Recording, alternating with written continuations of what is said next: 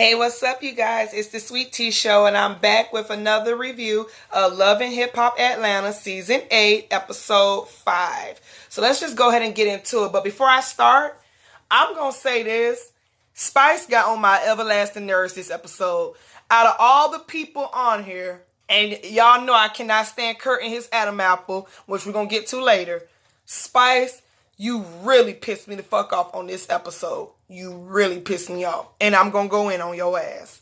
Let's go ahead and get to it. Y'all already know the routine. If y'all see me looking down, you already know I'm looking at my notes because I got my notes today. So let's go ahead and get into it. If I skip some people's storylines or just be short, it's because I didn't care too much about it. I just mentioned them because they was on tonight's episode. But if you don't see me talk too much, it's like I said, I didn't care about the storyline tonight. So we see Tokyo. She goes back to the gym. She meets up with that fine personal trainer, Ace, and she lets him know why she walked out like she did. She explains that she do want to work out, but not how he had them working out. So he asks her, do she want to at least try to change something about herself? She says she feels it up in here. She knows she needs to change something about herself. So what do all she needs to do? So he says, if you don't want to do too much hard training, at least cut back on certain things you eat. Tokyo makes a joke talking about something like, what kind of snacks can I eat? Can I still eat my snacks? He says you can eat snacks, boo, but you got to eat healthy snacks like some nuts. I ain't gonna lie. Coming from him saying it like that, it was kind of fucking, my mind went totally level. I'm like, eat nuts, bitch. But I know he was trying to say like them healthy little nuts or whatever, walnuts and stuff like that. I don't even eat that shit, so whatever. But he did tell her like, eat more fruits, eat veggies twice a day. She talking about some, when she go to the studio, can she still eat her hot chips? Can she drink her Capri Suns? And I'm like, bitch, what? Is you coming home from 6th grade or something? You guys still drink Capri Suns and have hot chips? But I ain't gonna lie, I fuck up some hot chips too when I'm going to the movies, so whatever. I haven't had none since I went to go see the movie Us, but y'all know what I'm saying. But anywho, I just thought Tokyo was being extra right then. Then she go tell the personal trainer that she doesn't have high blood pressure. She doesn't have cholesterol. She doesn't have any of those things. And he was like, how old are you? She was like 24. He was like, you haven't lived to be 44 yet. You haven't lived long to see this. Tokyo is a big girl for her age. And I like her big. Don't get me wrong. She's pretty. But there's nothing wrong with just slimming down a little bit. I'm not saying go to my size, bitch, or go to a size 2 or a 0. I'm not saying that. I'm saying just slim it down just a little, you know, at least where you can see a neck or, you know, like, you know, just a little, you know, there's a lot of things. Even skinny people have things they need to work on. I'm not skinny, but I like to prefer myself as a little thick. Like, I'm a little thick. I have the thighs or whatever, the hips. But what I'm trying to get rid of is my excess chin and my stomach. I let people know that all the time. But if you come for those things, bitch, I'm going for your jugular.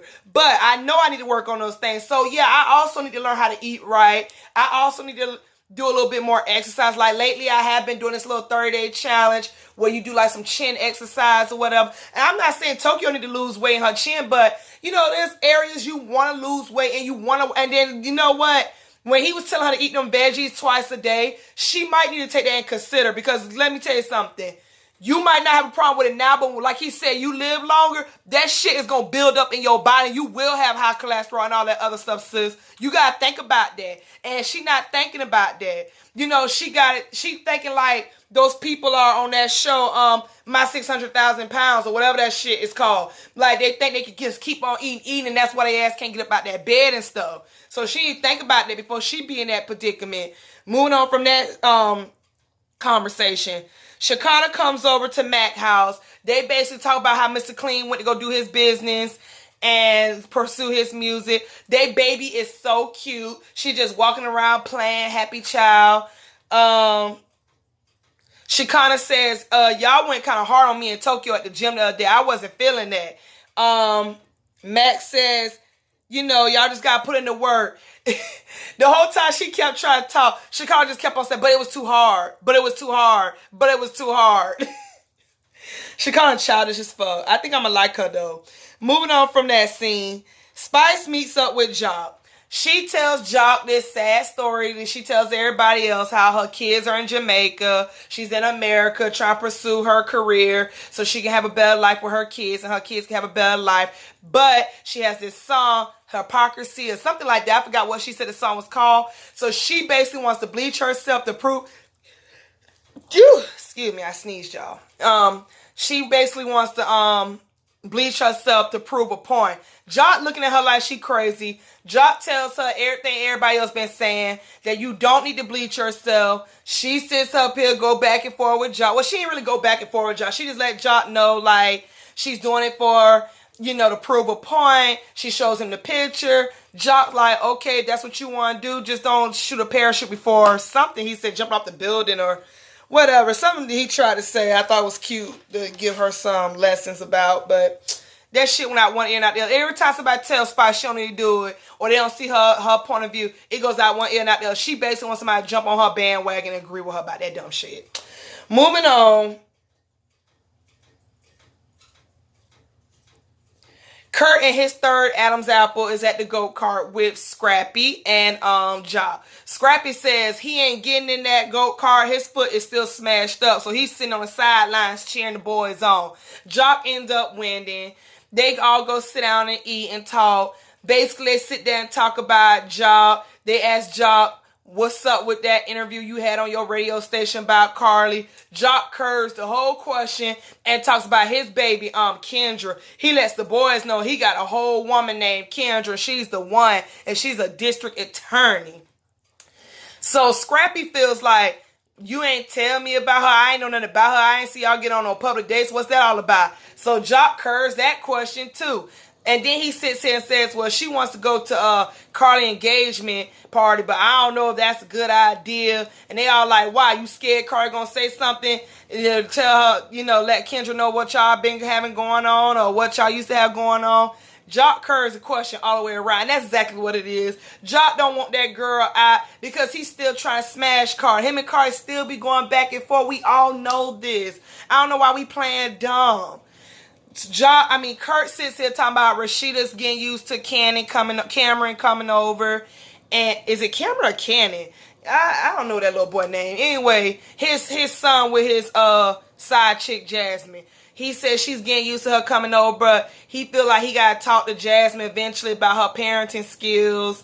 Then Scrappy says he getting ready to have a baby, and he want Bam's mom, Cece, and Mama D to come together. Moving on from that.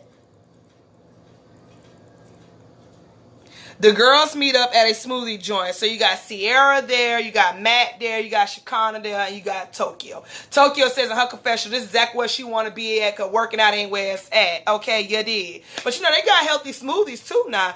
Don't get it twisted. So moving on from that scene. Not moving on from that scene. So meanwhile, the girls are talking, and I think it was Shekinah. She noticed that Sierra had a look on her face when Tokyo walked in. So she said, girl, what's wrong with you? So Sierra says, I'm not feeling Tokyo right now. I ain't got nothing to say to her. So they was like, why? So she sits here and says how Tokyo is not taking this serious about her weight journey. Tokyo sits up here and said, girl, if I don't want to work with you, I ain't got to work with you. Bye. So Sierra tells her, I'm worried and concerned about you. And I just want you to be a little bit more healthy. So what's her name? Damn, I forgot just that quick. Tokyo sits up here. Well, you was calling me fat all in my house. You were disrespecting me and all that, so I had to put you in your place. So Sierra said, girl, pause. I never called you fat. She said, I said I'm scared that you'll have a health scare. Tokyo tells her, you need to be worried about them bitches that you hang out with that have silicones up in their ass and those who be drinking themselves to death. Stop worrying about me. And then that's when, how you say that whole name? I just said it. Shekinah sits up here just back and forth. Why you did this? Why you said that? Oh my God, girl, she was getting on my nerves. Matt was just sitting up there like thinking about what tattoo she probably gonna have next on her body.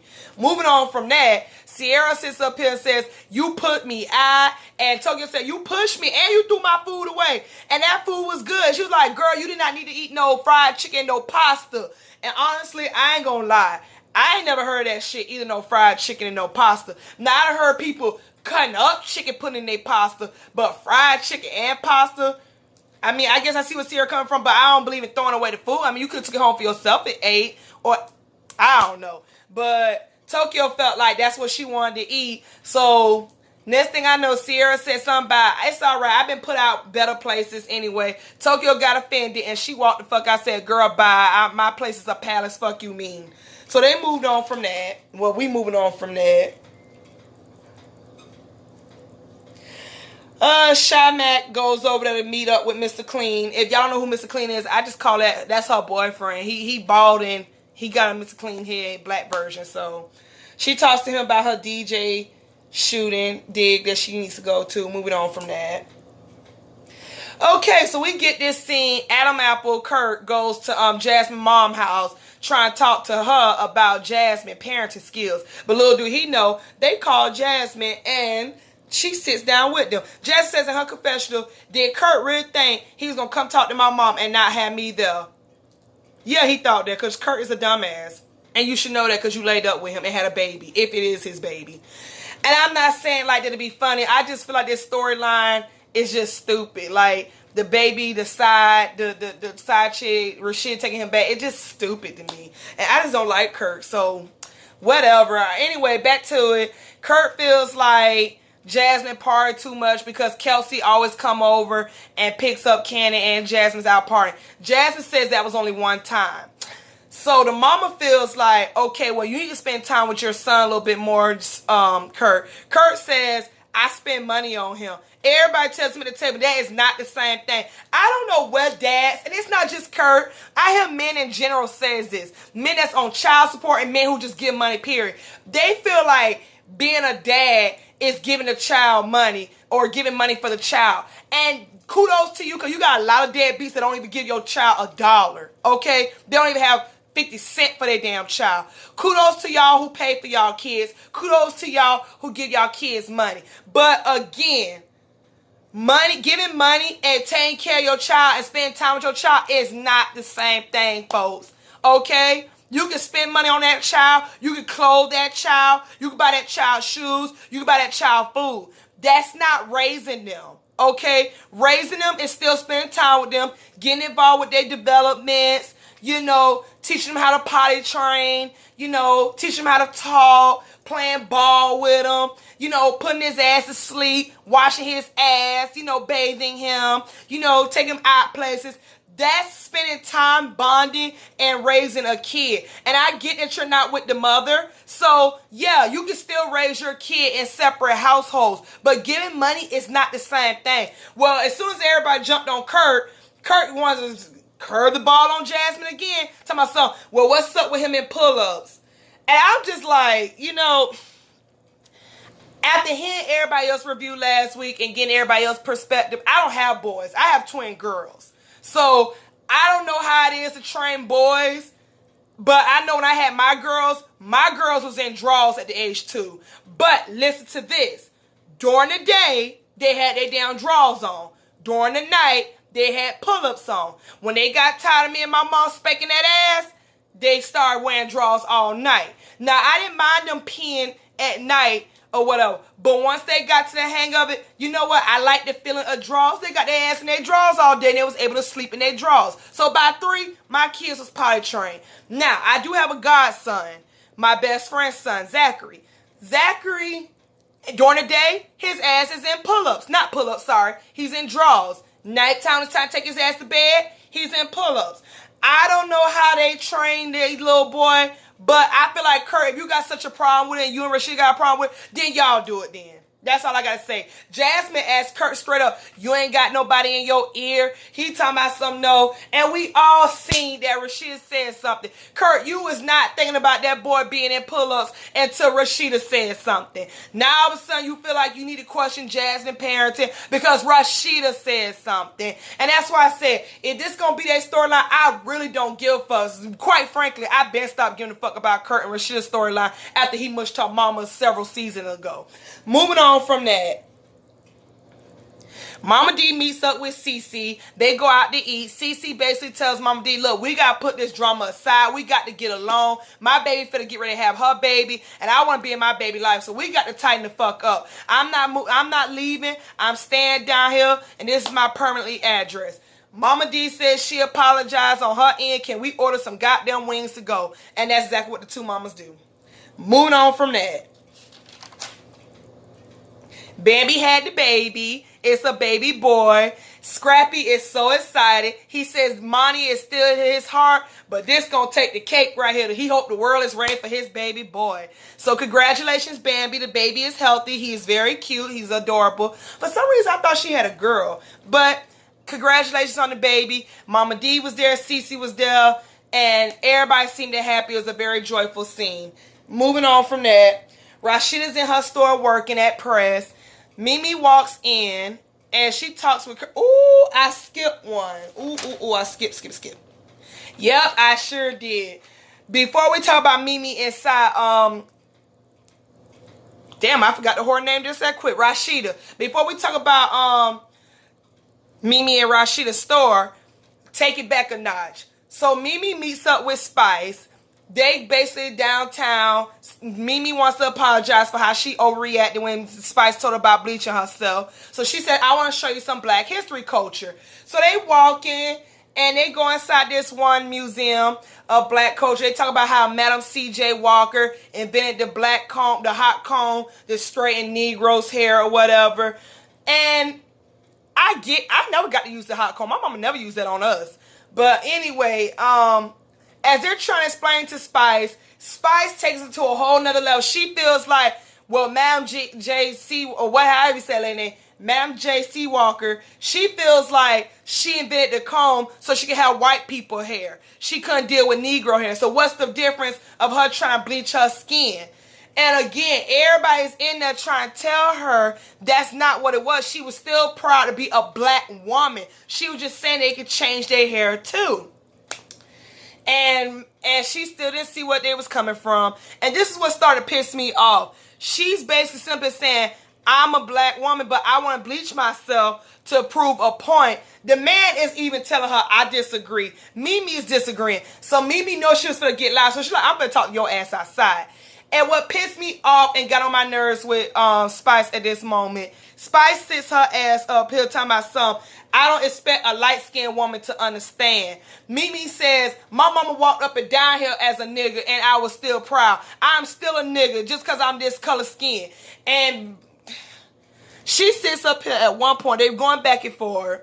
Spice sits up here and says, if you had a baby that was my color, how would you feel? Mimi says, I would still love my motherfucking child. So then that's when Spice sits up here talking about something. Okay, well, where she comes on and say, Mommy, I was picked on because of this color. Mimi said, I don't give a damn what color her hair was or her skin. I would tell my daughter she's beautiful. Because Spice didn't want to hear that, Spice walked the fuck off. And they still yelling down the street to each other as they walk apart. And what pissed me off when Spice said that, it's like, listen, as a mother, so if somebody picked on your child because they dark skin, you would tell your child to be white? No, I would never tell my twin daughters that. I wish Kieran Terra would come home and say, Mommy, I want to look like this because I'm not pretty. First of all, I would tell my kids, you are beautiful in your skin. First of all, we don't make ugly members in our family. Everybody in our family is gorgeous, okay? So that's one. Two, your skin color don't make you beautiful. Make you ugly. Your skin color is beautiful. You have to love the skin you're in. If God wanted all of us to be white, he would have made us all white. If God wanted us to be Spanish, he would have made us all Spanish. If he wanted us all to be yellow bone, pale, red, he would have made us pale, yellow bone, and red. He created dark for a reason because he thought dark was beautiful. And I cannot stand people who think dark women are not attractive. If you want to date outside your race, and that goes for y'all men. If y'all want to date outside of y'all race, y'all want to date y'all white women, y'all want to date y'all Spanish women, cool, fine. But if I hear a nigga say a woman is ugly because she's dark or she's black, I'm going to say something. Just like I say something about men who got something to say about us wearing fake hair. Just like I got something about men saying something about us wearing lashes or makeup. But y'all don't say none of that shit when the white woman or the Spanish women wear that shit. They can wear makeup and look like a fucking Rhino the Clown, but y'all don't say shit to them. They can wear weave and already got long hair down to their motherfucking ankles, but y'all won't say shit to them. But when a black woman do it, oh, it's this and a third, and y'all want to give us a third degree. But no, you need to love your skin. And for Spice Time, I started proving the point, you look like a clown, like Mimi said. Are you ready for the bashing? And Spice knows she's not ready for the bashing. You can't even take the bashing you getting as a black woman. So how you gonna take the bashing of being a white woman? Girl, then we get this scene with Mimi. Now we get this scene where Mimi walks in the press to talk to Rashida and get an outfit. They all look at the Instagram Live. Everybody looks at the Instagram Live. Shakan looks at it. Sierra looks at it. Tokyo looks at it. Everybody's just blown like, what the fuck is she doing? It don't make no type of sense. And on top of that, Tokyo said just what I just mentioned. Tokyo said, I blame niggas because niggas be making women hate their skin color, and these are the results. I tell you right now, a nigga can't never make me hate my skin color. A nigga can't make me hate anything about me. Not nothing. You can't make me hate the way I do my hair.